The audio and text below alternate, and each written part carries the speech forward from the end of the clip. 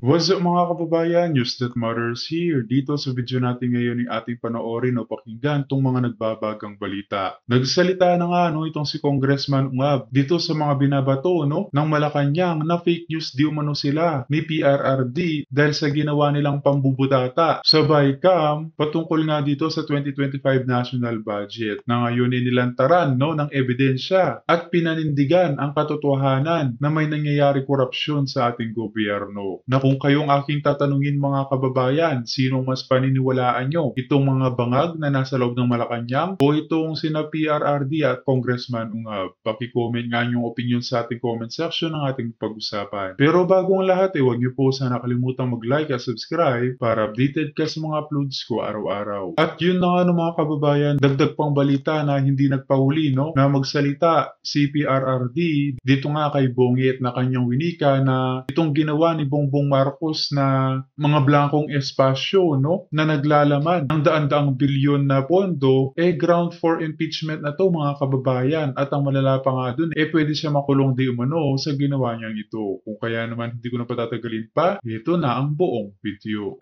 Ang ginawang pagpapahayag ni Congressman Isidro Ungab ng Davao City at pinanindigan niya po ang katotohanan sa kanyang sinasabi at mamaya ay babanggitin ko sa inyo mga items na may mga blanco at talagang butal-butal at walang amount at binago at talagang binura ang amount at nilagyan ng blank space. Tungkol po ito sa final committee report ng Bicameral Committee Conference tungkol sa final budget bill for 2025 na itinransmit sa Malacanang.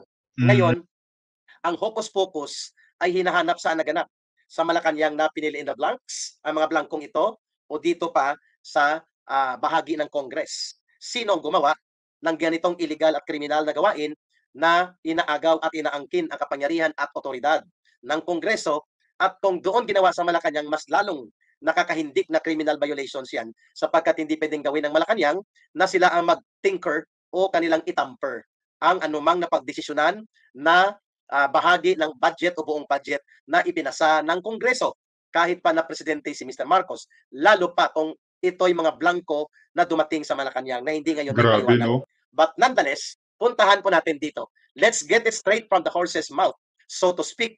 Nagsalita na po si Congressman Ungab at ito po ang kanyang nakapost sa mga Facebook pages at wala naman po siyang ginawang pagtatanggi dito, so babasahin na natin. Okay, isa-isahin natin ang kanyang pagsagot sa naging pahayag ng Malacanang, magkasunod na mga pahayag ng pagkakaroon ng confusing declaration and mga pang-attacking personal instead of addressing the issues na ginawa po ni Mr. Marcos Jr. at ng kanyang Executive Secretary na si Lucas Bersamin. Habang patahitahimik po sa isang sulok, itong sila Martin Romualdez at si Chis Escudero who are supposedly the primary persons in responsibility na magpaliwanag at maging lantad ang paghahayag kung ano talaga itong naibubulgar ngayon na iskandalo ng hocus-pocus at parang blankong cheque na lalagyan ng mga amount at hindi dumaan sa budget deliberation, pinirmahan at ipinasa ng tinatawag nating bicameral committee conference with their final report na may mga pirma na. Andiyan na si Connie, nanonood na rin, si Connie Loyloy, ang suki po natin yan. Tesdel Padla. Good morning ka Eric Jepselis, Kim Kin Yu, ka Eric gandang tanghali, and si Elnor Omes from Riyadh, and Melba Sutcliffe.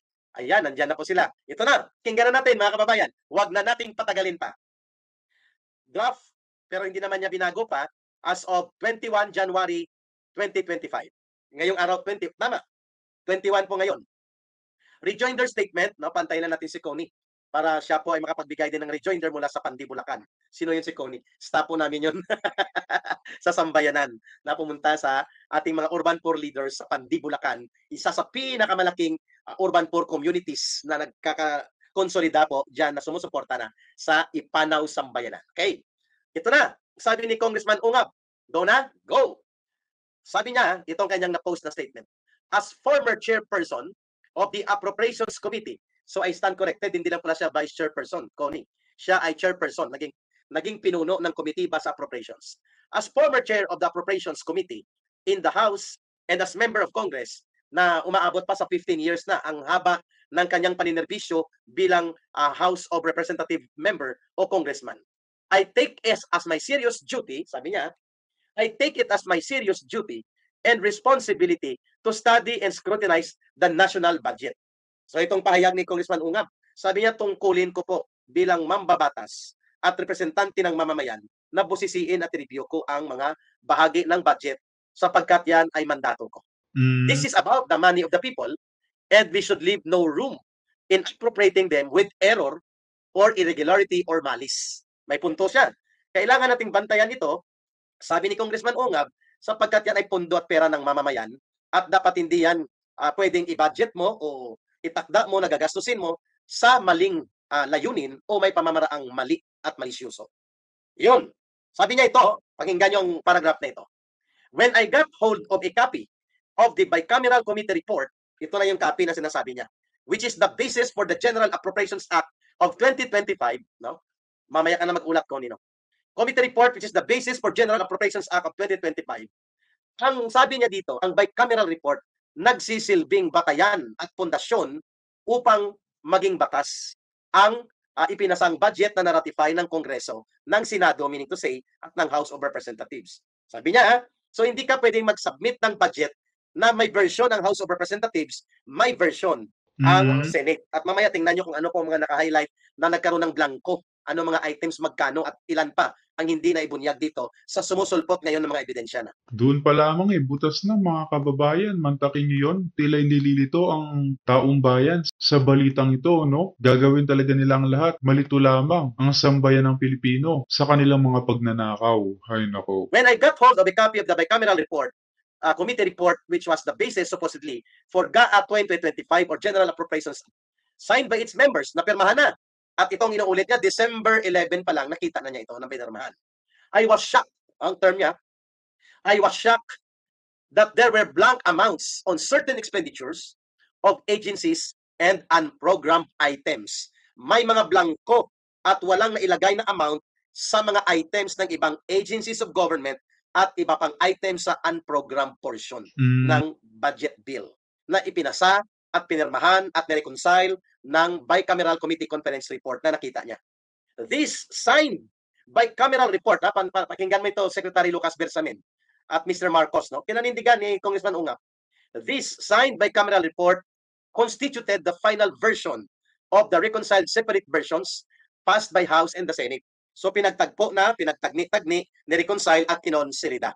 Meaning, this is supposed to be, ito mahalaga to, meaning, the signed bicameral committee conference final report signed by its members majority will serve now as the General Appropriations Act of 2025 itself minus the signing of the President. Kulang na lang ang pirma pala ni Pangulong Marcos kapag nagkaroon na ng final report of consolidated report ng bicameral committee conference report which was done on December 11, yun ay parang GAA na rin or General Appropriations Act minus the signature of the President. Klaro ha?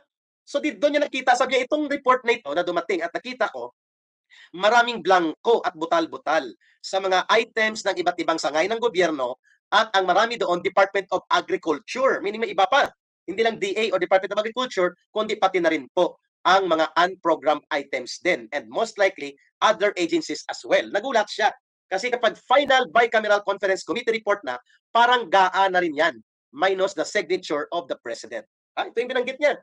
At hindi po siya pwedeng mapulaan dito o parang mamaliitin siya sapagkat itong si Congressman Ungab, 15 years sa Kongreso, banker po ito. Ang background niya ay finance management at siya po ay naging tagapamuno ng Committee on Appropriations. Ito po yung nagre-review, nagre-repaso at gumagawa ng final details ng pag-aayos ng budget pagkatapos po maratify na ito at ibabalik sa ratification at bicameral and then isubmit na sa Presidente. Alam niya ang sinasabi niya. Yes, ito pa. This signed BICAM report is what we exposed as our duty in adherence to transparency and accountability during the podcast with former President Rodrigo Duterte, Attorney Vic Rodriguez, Attorney Martin Delgra, and in the program called Basta Dabawin Niyo. So sabi niya, ito po ang aming ibinunyag. Itong butal-butal, may kulang na mga dokumento kung si Senator Amy Marcos pa, may mga blankong portions at bahagi at ang mga amount binura, binago at binalkuhan. Ito yung nakita niyang bicameral final committee report that should supposedly act as if yun na ang budget for 2025. Kulang na lang ang pirma ng Presidente. Blanco, maraming butal-butal siyang nakita. Kaya siya nagulat, no? Pinoprocess niya pa At ito daw ang kanilang ibinunyan. They were not referring. Hindi po tinumbok ni Congressman Ungab at ni Pangulong Rodrigo Duterte ang signed document na pinapanindigan at iginigiit ni Mr. Marcos at ni Lucas Bersamin. What they were pointing out na may mga blanco at may mga butal-butal at anomalya at parang nahukus-pokus ay yung pinirmahan ng mga kasapi ng Bicameral Committee Conference at nagsagawa ng final BICAM report na siyang naging salalayan ng enrolled bill. Pag sinabing enrolled bill, pasado na sa both houses of Senate and Congress at for transmittal na to the President. Pero kahit na for transmittal na at kulang na lang ang signature ni Mr. Marcos, maraming pagkukulang at maanumaliyang mga items na kanyang nakita. Correct. Lalo na ang blanco na mga butal-butal na bahagi ng ilang budget items, especially sa Department of Agriculture na babasahin ko mamaya. Di ba nakakaiya yun na ang tawag sa BICAM ngayon by scam? Na-scam di umano ito dahil sa mga blankong espasyo na nakita sa dokumento. Isa lang ibig sabihin yan di umano, Pa Eric. Yan ang balak nakawin di umano ng mga bangag, wika ng taong bayan. Ano pa po ang binabanggit niya? The reactions from Malacanang were off tangent. Mintis at wala sa hulog at hindi tumutugma sa kanilang inihayag na revelations na binigyang pagsusuri ni Pangulong Duterte. Off tangent. Both Executive Secretary Lucas Bersamin and President Marcos Jr. were out of order. Wala sa hulog, wala sa ayos ang reaksyon ng Presidente at ni Lucas Bersamin as exposed by Congressman Ungab. Sabi niya, they skirted the issue, iniwasan at inilihis nila ang issue by asserting that there were no blanks in the General Appropriations Act of 2025. They labeled our revelation as fake news and that the former President Rodrigo Duterte was lying. So hindi nila sinagot ang issue na nanggaling mismo sa Bicameral Committee Conference final report signed by majority of the Bicameral Committee Conference na mga kongresista at senador ang parang budget na rin, kulang na lang ang pirma ng Presidente na Bicameral Final Committee Conference report with butal-butal and mga blanco na mga bahagi ng budget na siyang inilinsad sa paghahayag ng pagreklamo at pagpupuna ni Congressman Sid Ungab na inanalyze, sinuri ni former President Rodrigo Duterte. Malinaw na hindi ito sinagot ni Marcos at mismo ni Bersamin. Ito pa, however, no amount of evasion and distraction will cure the fatal defects of how the General Appropriations Act of 2025 was enacted into law. Ano pa mang pagtatakip at pag-iiwas na gagawin ng Malacanang or even ng pamunuan ng Kongreso led by Martin Romualdez and Chis Escudero, hindi po ito kayang baliktarin ang katotohanan na may pagkukulang sa prosesong tama sa batas ang pagpasa ng General Appropriations Act of the Budget of 2025. As early as December 16, take note of this. No less than the elder sister of the President, Senator Amy Marcos, has strongly rejected signing the BICAM report for it having her own words, lack of documents, and having blanks in it. So ito po ang binunyag ni Senator Amy Marcos. Kung kaya pinagpaliban supposedly from December 20, naging December 30 ang ceremonial signing of the budget law or the GAA of 2025. Alam na, hinilot, hinokos-pokos, at ginamot ang illegal at maanumalya at palpak na pagpapasa ng budget para bago pirmahan ay may mga amount na at walang mga blanco, which is still tama si Pangulong Rodrigo Duterte. In whatever instance, kung ito ay ginawa sa Malacanang bago magpirma ang Presidente o ginawa before i-transmit itong final BICAM report na may mga butal-butal, just the same. Illegal po ang paglalagay ng amount at ang mga paglalagay ng items and programs sapagkat hindi po yan dumaan na sa deliberation, review, and approval and ratification ng Congress, which is the sole mandated power and authority in government to approve the budget. Correct. Claro? Hindi dumaan. So sa Malacanang man ginawa, ang fill in the blanks o sa House of Representatives o saan pa mang lupalop, the process has now turned the entire budget document or the law as supposedly it should be into void and invalid document and therefore questionable under the lawful and legal ambit ng pagkakaroon ng tamang budget na pwedeng questionin nga sa Korte Suprema at manalify ito. Magtukin mo ka-responsable nito? No less than Senator Amy Marcos, the presidential sister, was the one who initially exposed this pero hindi niya pinaliwanag ng maayos. Hindi po nagkaroon ng pagkakataon si Amy Marcos na manindigan ng tama at i-expose at explain ito. Not until it was exposed in a program sa isang podcast na pinangunahan po ni Pangulong Rodrigo Duterte as per revelation there ni Congressman Isidro Ungab. Kung kaya nagkaroon ito ng national level of attention and discussion. the way we are doing it right now. Klaro? Kaya ngayon si Senator Amy, mga kababayan, wag nyo nang iboto yan, no? Hanggang lang siya salita, wala naman siyang ginagawa. Klaro? Nag-failure din po si Amy dito sa December 16 na ito na in-expose niya. The issue here is very clear. Anong issue dito? Pasimplihin natin that there are blanks in the signed final BICAM report, not the signed GAA 2025. But in between the signing, from BICAM transmittal to the final report, papunta sa office ng presidente at pagpirma niya noong December 30, 2024, hindi po may tatanggi na nagkaroon ng magic at hocus-pocus, which the president himself right now is avoiding to confront this issue sapagkat ito'y napakalaking political blunder and legal criminal scandal involving the president, the Speaker of the House, and the Senate President because sila ang mayroong tinatawag na respondeat superior.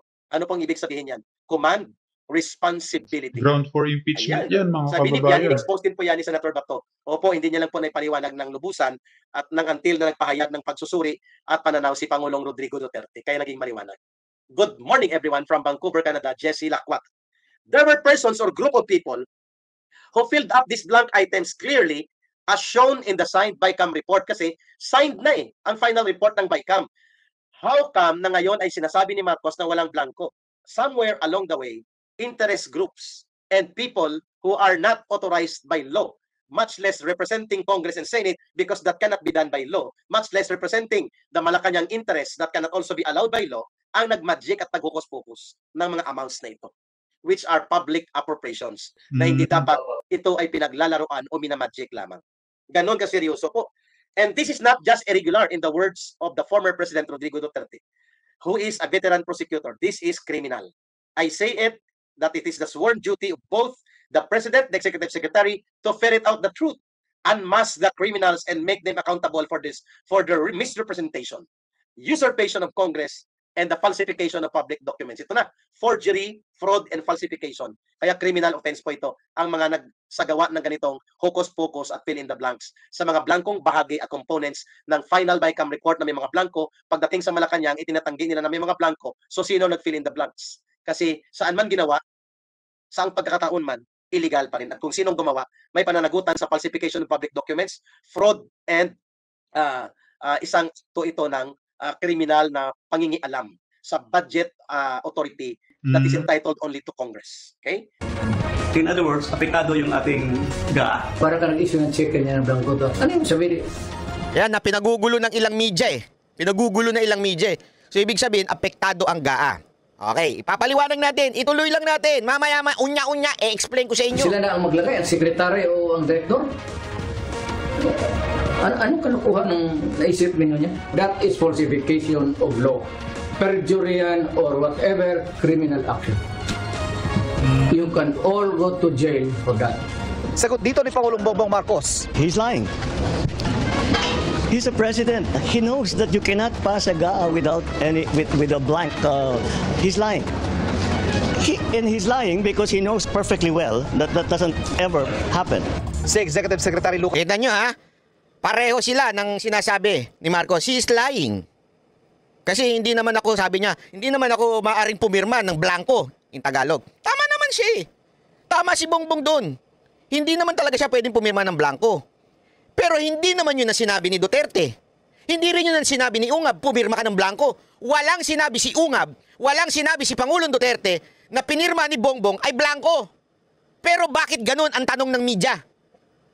Mr. President, sabi ni Duterte, pumirma daw kayo ng blanco. Naturalmente, ang sasagot ni Bongbong, he is lying. Hindi ako pwedeng pumirma ng blanco. Nagigets nyo? Mali kasi yung tanong, kaya mali ang sagot.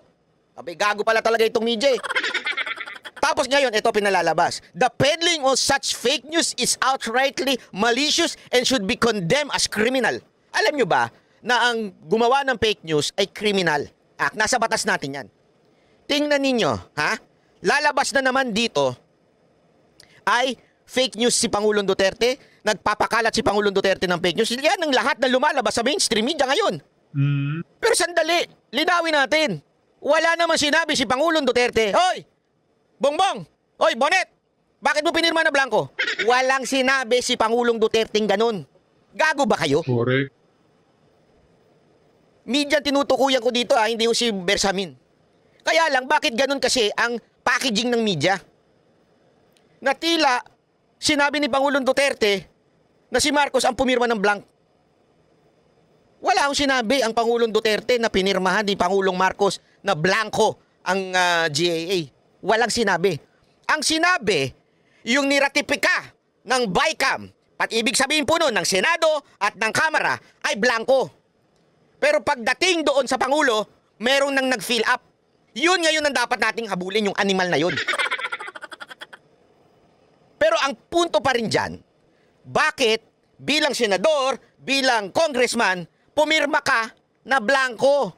Responsibilidad mo yan. Tangina, gago ka ba? Sorry pero gago ka ba? Ako, pumipirma rin ako ng kontrata ng artist ko. Nasabi ba namang mambabatas? Gumagawa ng mga batas pero ano yun, hindi nagbabasa at puro pirma na lamang ginagawa. Grabe naman yan. Pirma ba ako na the talent fee of Mocha Girls is blank? Pirma ako. Tapos pipirma rin yung client ko. Sino ang gago? Pareho kami. Bakit? Pwede kong patungan yun. Pwede kong gawin 1 milyon, 2 milyon, 3 milyon. Tapos sabihin niya, hindi wala, blanco yan. Ibig sabihin, pwede 10 piso lang budget niyan. 100 lang. Nagigets yung ibig sabihin? Kasi nga, blanco. At walang matinong tao. At lalong-lalo na, ikaw ay opisyal ng bayan na to, na pipirma ka ng blanco. So ang may kasalanan dito, mga congressman at mga senador. Partikular na yung BICAM. Mamaya, ipaliliwanag ko sa inyo ano ibig sabihin ng BICAM. Ituloy muna natin ito. Bersamin, tinawag na fake news sa mga pahayag na pinirmahan ni Pangulong Bongbong Marcos ang budget na may mga blanco. Malisyoso at kriminal anya ang pagpapakalat ng ganito mga pahayag. Tingnan nyo na. Explain lang natin punta na po tayo sa sandaling explanation laang para mas maliwanagan kayo kung ano ang tunay na nangyari. Ayan, ilabas. Magdo-drawing tayo, ha? First time to, magdo-drawing. Pangit po ang sulat ko, pagpasensyaan nyo na. Pag nagreklamo kayo, bahala kayo sa buhay nyo. Ha? Eto, sisimulan natin. Saan ba nagsisimula ang budget? Dito natin ilagay yan. Bakit mo na? Dali. Buray natin yan. Okay. Ito na. Saan ba nagsisimula ang budget? Dito. OP, o Presidente, Office of the President, nag-uusap sila ng Department of Budget Management, DBM. Diyan nagsisimula ang budget. Inaayos nila yan. Usap sila. Mr. President, ganito kailangan ng departamento ito. Mr. President, ganito. Usap sila dyan. Okay? After nyan, okay, dadalhin ngayon yan sa legislative branch. Sila po ang mag-check. Sino po yun? Sila po ay ang senador.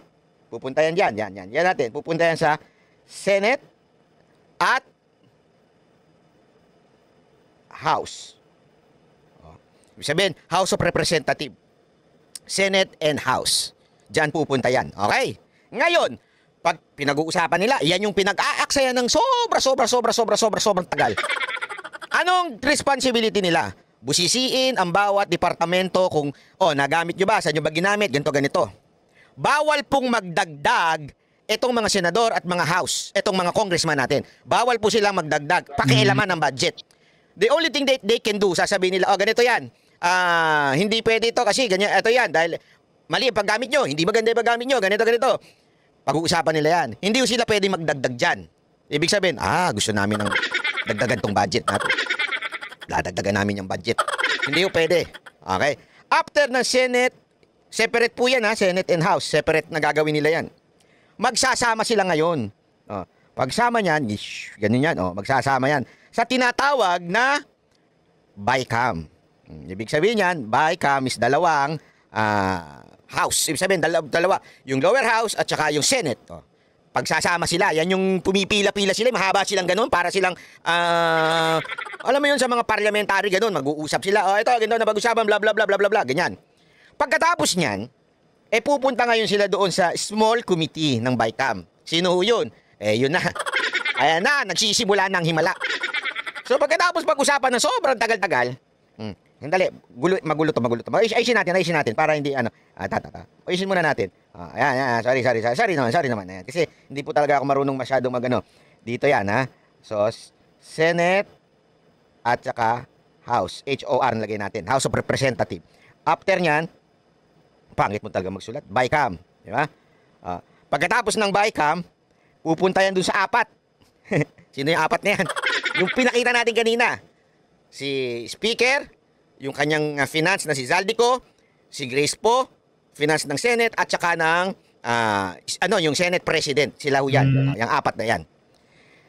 So mula dito, sa taas, nagsisimula, Office of the President, Senate, pinag-uusapan ng matinding malupit na malupit yan.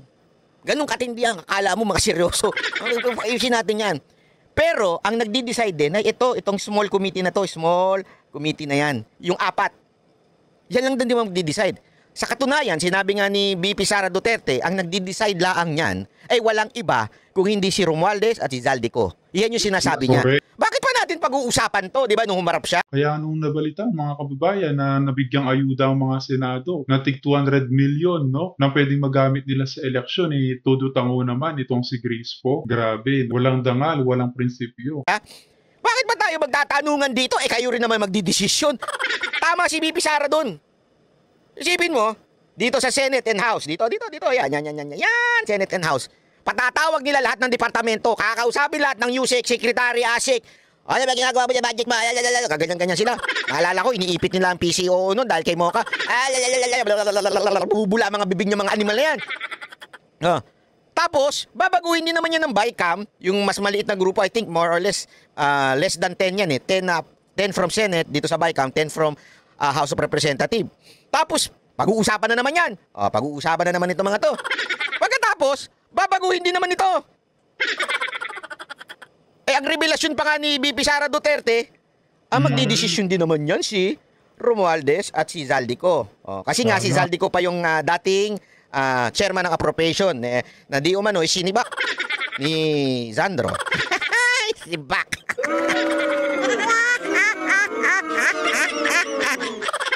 Okay?